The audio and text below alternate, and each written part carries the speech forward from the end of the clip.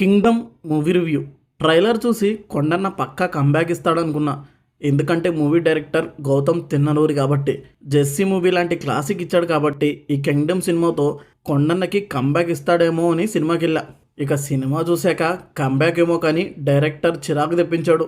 నాకు సినిమా నచ్చిందా అంటే నచ్చలేదు. అలా అని సినిమా మరీ అంత బ్యాడ్గా అయితే లేదు. నేను ఎక్స్పెక్ట్ చేసిన దానికి రీచ్ అవ్వలేదు. సినిమా ఫస్ట్ హాఫ్ పర్లేదు, కొన్ని మంచి సీన్స్తో బ్రదర్స్ బాండింగ్, కొన్ని మంచి ఎమోషనల్ సీన్స్తో ఫస్ట్ హాఫ్ పర్లేదు అనిపిస్తుంది. ఇక సెకండ్ హాఫ్ ఏమైనా బాగుందా అంటే ఫస్ట్ హాఫ్ కన్నా సెకండ్ హాఫ్ చాలా బోరింగ్గా ఉంటుంది. సెకండ్ హాఫ్తో పోలిస్తే ఫస్ట్ హాఫే కొద్దిగా బెటర్గా అనిపిస్తుంది.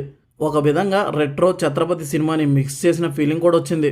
అండర్ కవర్ ఆపరేషన్, బ్రదర్స్ బాండింగ్ని తీసుకున్న డైరెక్టర్ వాటితోనే కంటిన్యూ చేస్తే బాగుండేది. కానీ director tribal saviour templates add చేసి సినిమాని చెడగొట్టారన్న ఫీలింగ్ వచ్చింది నాకు. దానికి తోడు ఈ సినిమాని డ్రాగ్ చేసి సెకండ్ పార్ట్కి లీడ్ ఇవ్వడం అవసరమా అనిపించింది.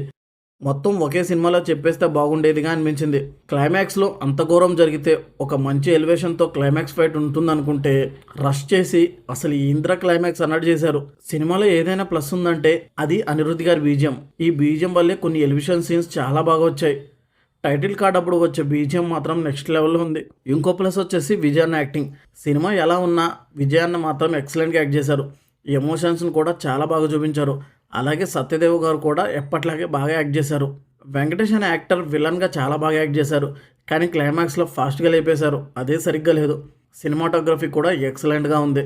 ఇవే నాకు సినిమాలో నచ్చినవి. ఫైనల్గా ఈ కింగ్డమ్ సినిమా బోర్డమ్ సినిమా నాకైతే నచ్చలేదు. మీరు చూసి మీకు ఎలా అనిపించిందో కమెంట్ చేయండి. ఈ రివ్యూ నచ్చితే లైక్ చేయండి. మళ్ళీ నెక్స్ట్ వీడియోతో కలుద్దాం. Thank you for watching.